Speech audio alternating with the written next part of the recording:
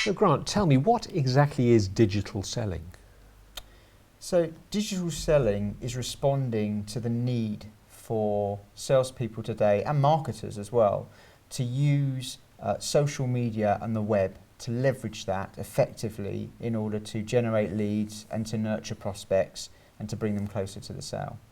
And how has the world of digital changed selling? I mean, selling is selling, isn't it? Yes, selling is selling, that's true, but the golden rule is that you've always got to be where your customers are.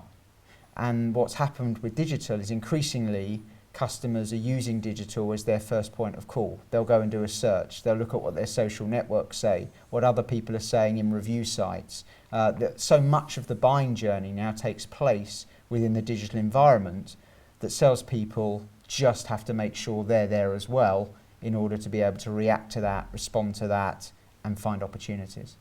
So do you think there is a problem that people have not embraced this new world?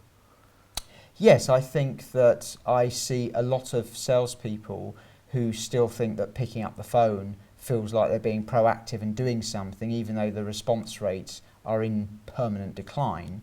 And yet, where their customers are looking, which is review sites, doing searches on Google, looking in social places, looking on forums, salespeople feel like they're not being proactive enough. I suppose the point is that responding on a LinkedIn forum doesn't necessarily feel like you're doing anything really fundamentally proactive, whereas bashing away at the phone for 3 hours does.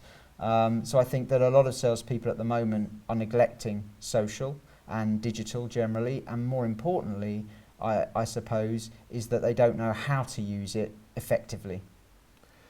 So then the challenge, I suppose, is for somebody who's been perhaps brought up in a career that is already 30 years old or 35 years old, adapting to this new world when they've been very, very used to these old techniques, the cold calling and the traditional marketing and so on.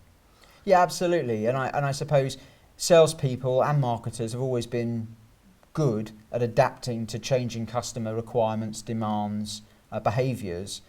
But these demands and behaviours have become so fundamentally different over the last few years. You know, you think the rise of the smartphone, the way that we communicate, the changes are so fundamentally different that I suppose for some people who are, you know, midway or even towards the end of careers, trying to relearn and understand these changing behaviours is quite difficult.